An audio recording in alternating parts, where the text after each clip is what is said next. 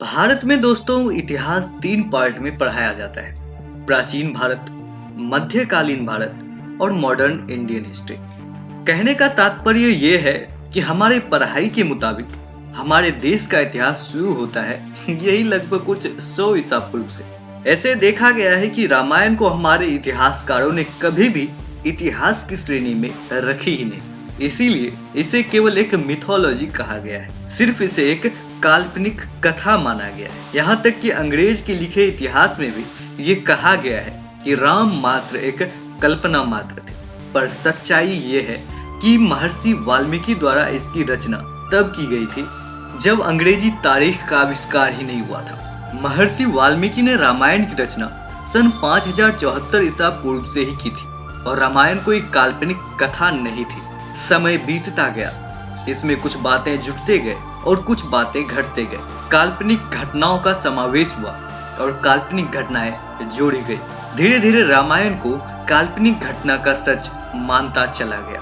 पर इनके मिले कुछ इतिहासों और अवशेषों से पता चलता है कि रामायण केवल एक कथा कल्पना मात्र ही नहीं है, इसका ठोस वैज्ञानिक प्रमाण भी है।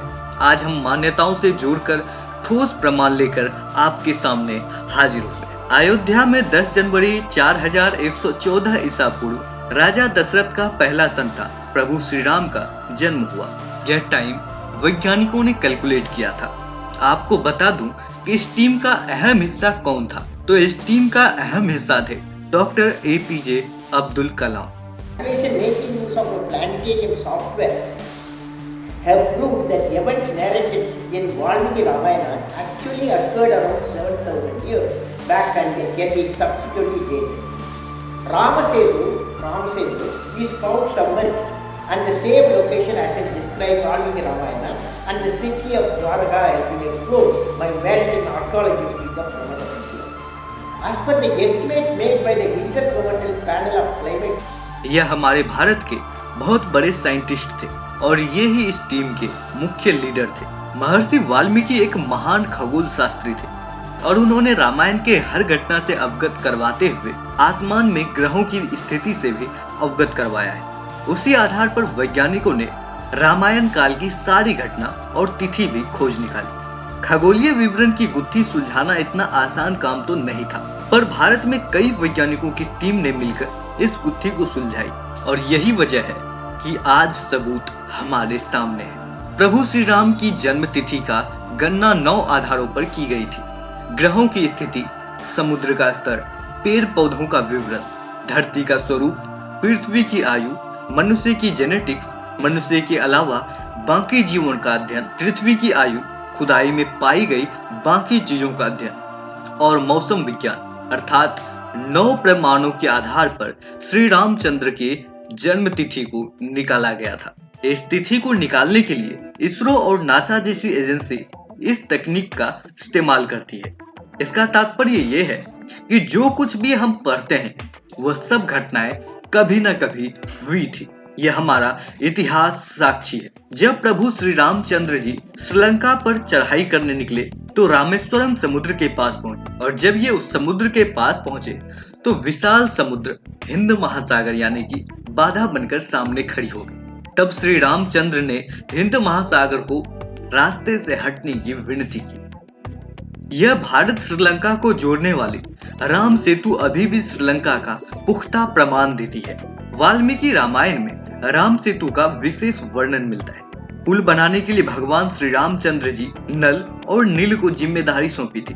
नल विश्वकर्म के वंशज थे और राम सेतु निर्माण में पत्थर पर श्री राम लिखकर जैसे ही समुद्र में डाला जाता था वो पत्थर तैरने लग जाते थे। इस प्रकार श्री राम लिखकर पत्थर का सेतु पुल का निर्माण किया गया था।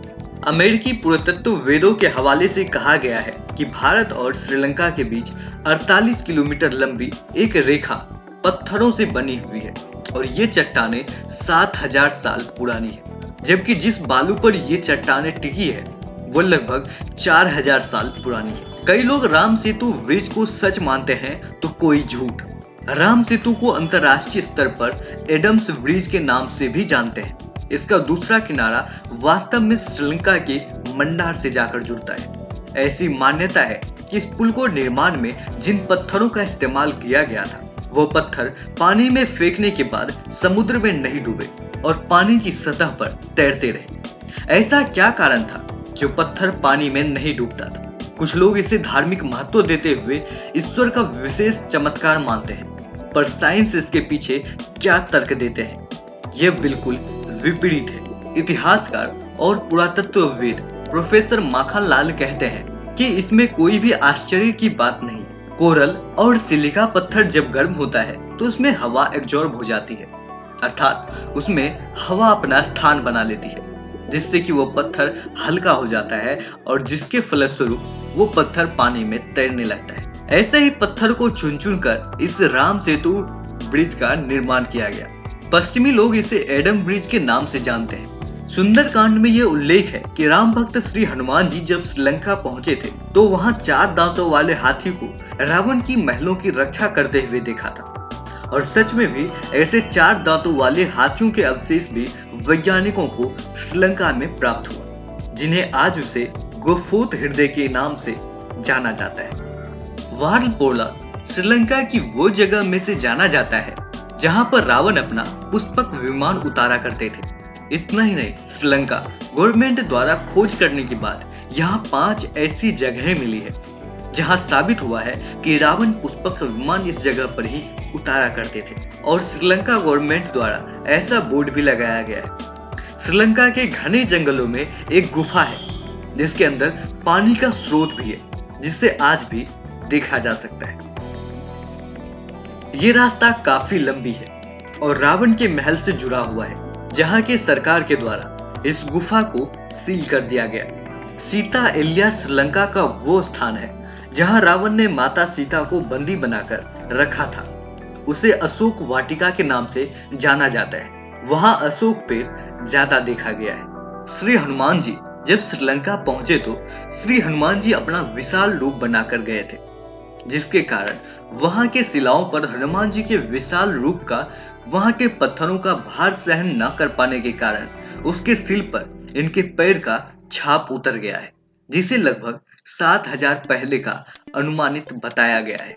हनुमान का प्रलय रूप देख रावण उसके पूंछ पर कपड़ा लपेटकर तेल डालकर आग लगा दिया। फिर उसके सोने की बने हुए लंके का क्या हाल हुआ, आप उस वीडियो क्लिप को देख सकते हैं। इस प्रकार विश्वकर्मा द्वारा बना सोने की लंका जलकर राख हो गया। रावण कभी भी ऐसा सोचा भी नहीं होगा। दोस्तों, जब लक्ष्मण को शक्ति बाण लगा था तब राम भक्त हनुमान द्रोण पर्वत पर संजीवनी बूटी लाने गए थे। कहा जाता है कि संजीवनी बूटी रात में रोशनी बिखेरती है। जब ये वहां गए तो उसे भटकाने के ख्याल से सारे पेड़ के पास रोशनी का प्रबंध कर दिया गया। श्री वीर हनुमान को समझ में नहीं आया तो उसने पूरे द्रोण पर्वत को ही उठा लिया, जिसका रामायण में जो वीडियो क्लिप बनाया गया है उसे आप देख सकते हैं। तो उत्तराखंड के द्रोण पर्वत पर निवास करने वाले कुछ ग्रामीणों का कहना है कि मैंने संजीवनी बूटी को देखा है और यह सच में रात होते ही अपनी रोशनी बिखेरती है। यह पर्वत भी राम कथा की सच्ची घटना को बयां करती है। रावण का अंत कर माता सीते को जब जनकपुर वापस लेकर आए तो एक धोबी की ओछी सोच रूपी बात को सुनकर माँ सीते की अग्नि परीक्षा ली गई, जिसे माता सीता सहन न कर पाई और धरती की गोद में समा गए।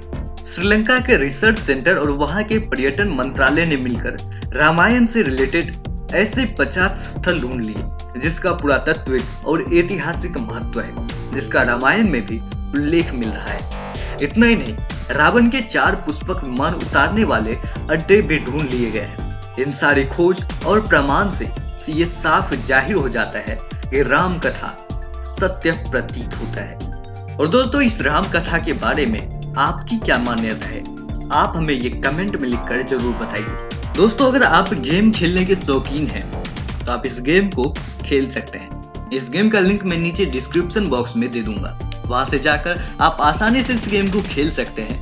और इस गेम को खेलकर आप हमें कमेंट करके बताइए कि ये गेम आपको कैसा लगा। आज के लिए बस इतना ही, मिलते हैं कल फिर एक नए और इंटरेस्टिंग वीडियो के साथ। वीडियो के अंत तक हमारे साथ बने रहने के लिए आपका बहुत बहुत धन्यवाद।